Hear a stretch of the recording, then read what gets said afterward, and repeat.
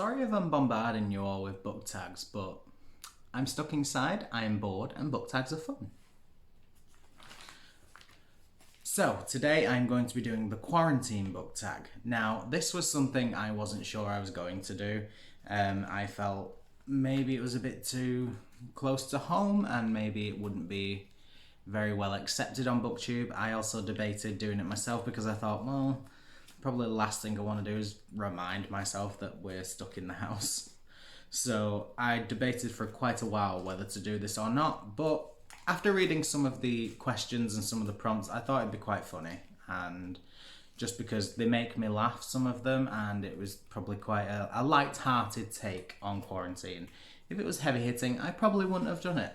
So this tag was created by Our Book Nook, and they are the people that tagged me as well, which is fantastic. I will link them down below, so please make sure to check them out. So question 1 is must have. What is a book that you have to have with you while quarantined? And for me, that's quite a struggle because I don't really know what I have to have.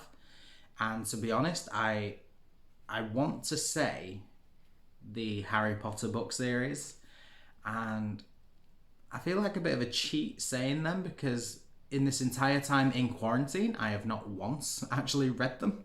I haven't actually read them since I very first read them in 2011, so it feels like a bit of a cheat to have them as my have-to-haves, but I just feel happier knowing that the series is there and that I can pick it up whenever I choose. And to be honest, I'd have picked it up a lot sooner, but it's been a very busy few months for me in terms of reading, so I just haven't. But yeah, I would definitely say the Harry Potter book series is just one that I have to have with me, so I know I can pick it up as and when I choose to. So, question 2 is isolation. Name a book with a character that spends the majority of their time alone. And I would pick, even though I've not read the book, I have seen the musical, and I assume, I know there's differences, but I assume the main point is still the same.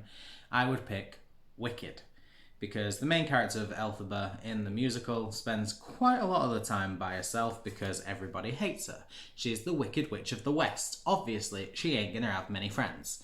And I imagine that that is gonna be similar in the book.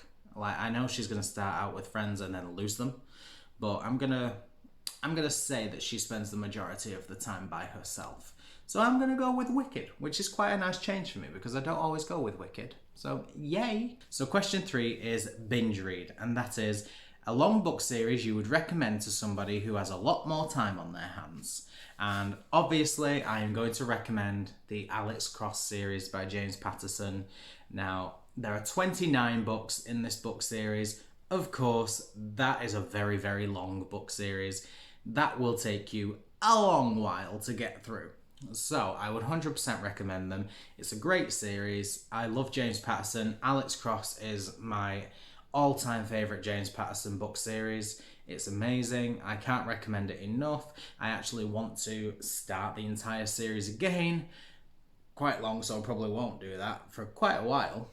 But I really want to. I have one book left and then I'm fully up to date. He has more coming out, so book 30 will be out this year, I think November. Life's just chaotic, but I live for the Alex Cross series. So I would 100% recommend this. If you have enough time, if you like books about a police detective, if you like thriller, grisly, murder books, if you love a good family relationship, if you've got nothing else to read, go for this series. It is fantastic. It starts with Along Came a Spider, and its most recent one is Crisscross, and there are 27 in between. So a total of 29. Go for it. Question 4 is toilet paper. Oh no, all the TP is gone. What book are you using? Now, I debated about this because I thought, do I have to use a physical book? Because I don't own the book I would like to do. But I'm just going to say it works anyway. If I had a physical copy, that would be what I would use. And I am using Come Again by Robert Webb. Now, I had such high hopes for this book.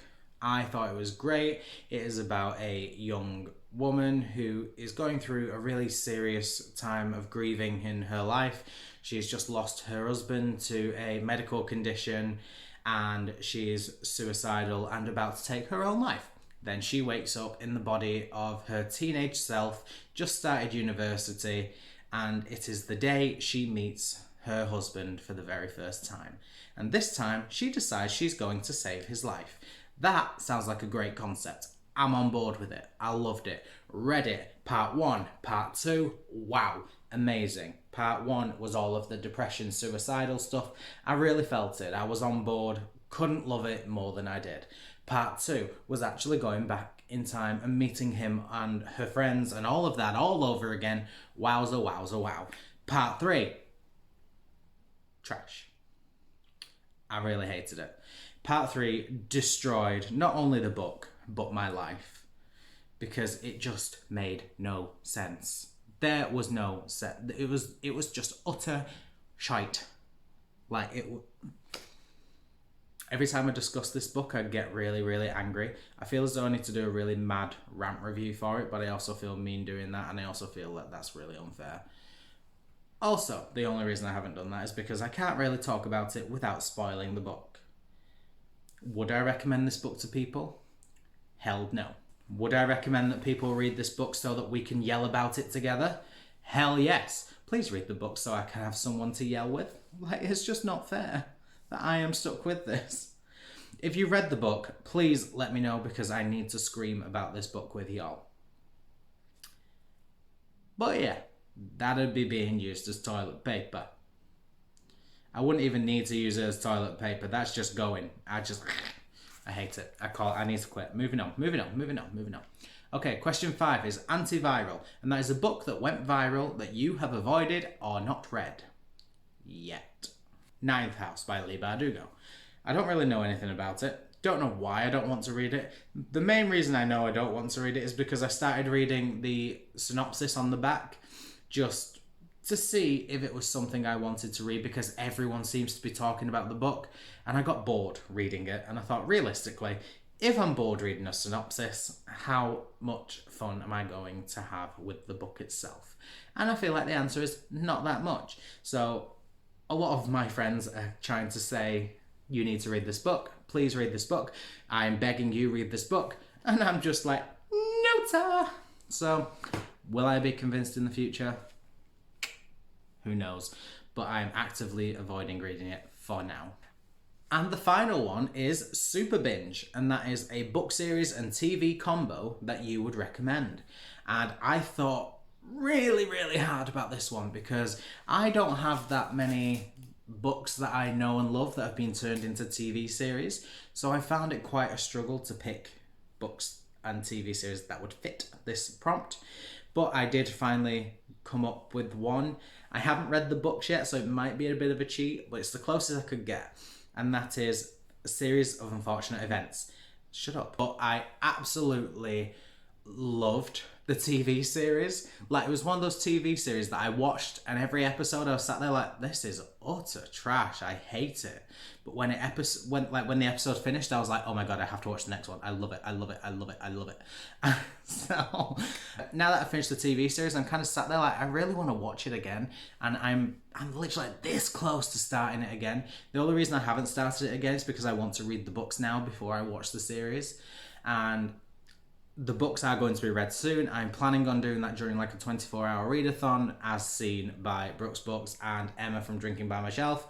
Literally, they've both done it. I feel like I'm just jumping on the bandwagon, but I don't mind.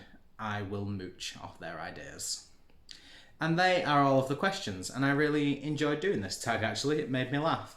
I'm not going to tag anyone because I don't know how it's going to affect different people being tagged in a quarantine book tag. Obviously, it might hit a bit close to home for some people, so I don't want to tag anybody specifically.